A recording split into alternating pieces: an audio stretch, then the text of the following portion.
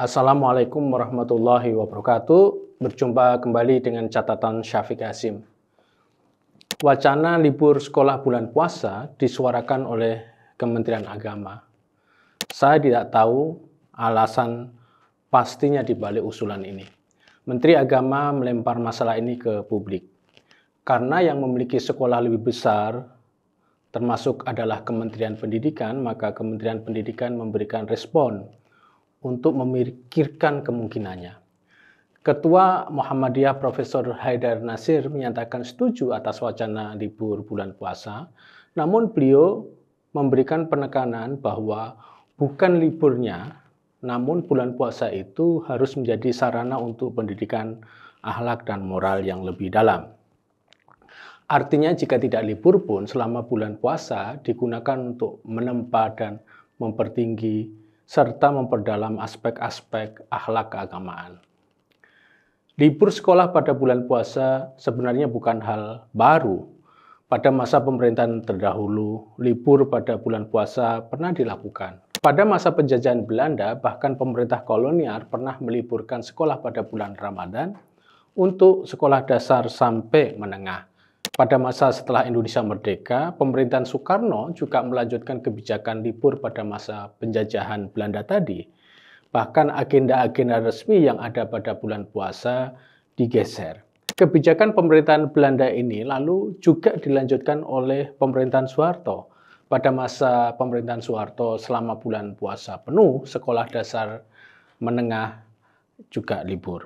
Lalu libur bulan puasa dicabut kembali dan sekolah tetap diselenggarakan pada bulan puasa. Hal ini berjalan cukup lama sampai kemudian pemerintahan Gus Dur yang hanya berjalan kurang dari 2 tahun memberlakukan kembali libur bulan puasa. Setelah pemerintahan Gus Dur berhenti, bulan puasa tetap menjadi bulan untuk belajar di sekolah. Sampai kini pemerintahan Prabowo kembali mengusulkan agar bulan puasa libur kembali. Dan nampaknya dukungan libur ini mendapat respon cukup luas dari kalangan masyarakat. Tapi apakah memang bulan puasa harus libur sekolah untuk anak-anak? Jika libur sekolah, apa yang mereka lakukan di rumah? Bagaimana pengaruh libur sekolah bulan puasa pada agenda pendidikan mereka, terutama anak-anak SMA, yang mungkin mereka akan melanjutkan diri ke perguruan tinggi, baik di dalam maupun di luar negeri? Apakah libur selama 1 bulan penuh tidak menyebabkan mereka kehilangan 1 bulan penuh untuk proses belajar mereka?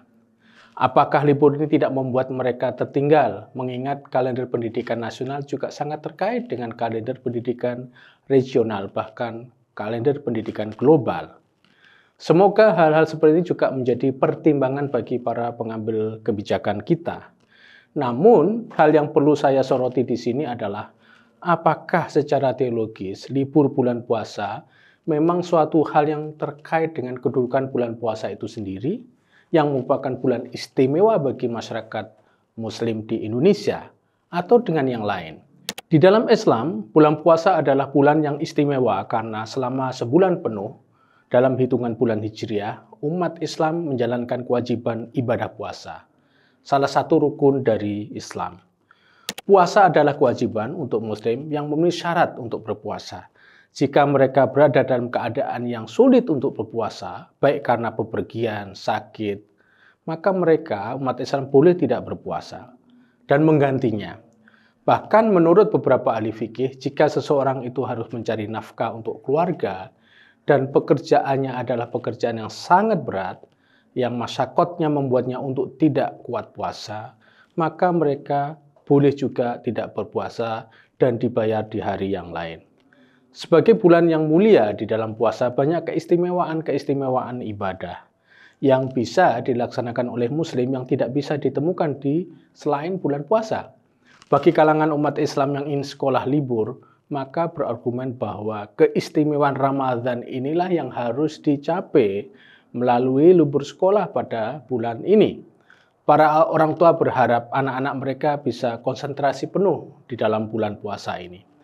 Ya, anak-anak libur, tapi orang tua mereka tidak libur. Tapi apakah memang demikian seharusnya? Saya berpikir justru dengan puasa masuk sekolah, anak-anak malah bisa tetap belajar pada satu sisi dan juga beribadah pada sisi lainnya secara bersama-sama. Sekolah bisa menyelenggarakan kegiatan tambahan di samping kegiatan rutin belajar. Saya melihat keinginan libur pada bulan puasa mengandung bias kelas. Bagi orang-orang tua yang mampu, memang mereka bisa menyediakan fasilitas pemanfaatan libur bulan puasa dengan cara misalnya mengirimkan anak-anak mereka ke kegiatan-kegiatan ekstra sekolah seperti ke pesantren kilat, kegiatan retreat khusus bulan puasa, dan lain sebagainya. Kegiatan-kegiatan seperti ini tidak bisa dilakukan oleh semua anak sekolah. Bahkan hanya sebagian kecil saja dari mereka yang bisa mengikuti ini. Karena biaya kegiatan-kegiatan seperti ini yang biasanya tidak murah. Kita harus ingat bahwa mayoritas murid atau anak sekolah memiliki wali murid yang secara ekonomi biasa saja, bahkan lebih banyak yang pas-pasan, dan bahkan kekurangan. Sekolah adalah cara mereka untuk mendapatkan ruang pendidikan dan penyadaran. Jika mereka libur 1 bulan penuh dan tidak memiliki kegiatan pengganti yang lain, maka mereka tidak melakukan apa-apa selama bulan puasa. Hal seperti ini menurut saya sangat merugikan mereka karena mereka kehilangan 1 bulan untuk belajar. Dalam pembicaraan yang lebih luas berkaitan dengan konteks negara kita yang plural, maka libur sebulan penuh bagi sekolah itu menunjukkan bahwa eksklusivitas mayoritas muslim di sana. Mungkin ada orang yang berpikir, wah enak sekali bulan puasa libur penuh. Bagaimana jika bulan-bulan istimewa yang dimiliki oleh agama-agama lain yang bisa saja lebih dari seminggu juga diliburkan? Mungkin tidak jika mereka mendapatkan libur penuh pada bulan-bulan tersebut. Apa yang ingin saya katakan adalah libur pada bulan puasa secara penuh bisa memicu kecemburuan di kalangan umat beragama lain. Umat beragama lain bisa berpikir jika karena mayoritas penduduk Indonesia adalah Muslim, maka mereka berhak mendapatkan 1 bulan penuh libur sekolah.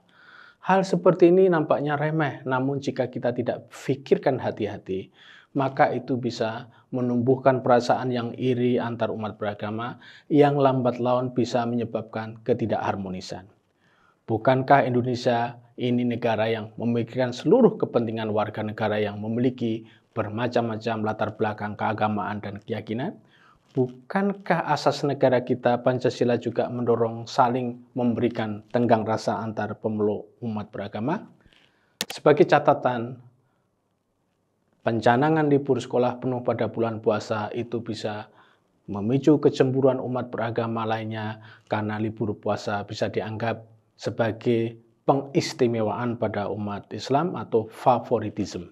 Bukankah Islam menganjurkan agar selama bulan puasa kita melakukan hal-hal baik dan tetap sekolah adalah hal terbaik dari hal-hal yang baik. Demikian, wassalamualaikum warahmatullahi wabarakatuh.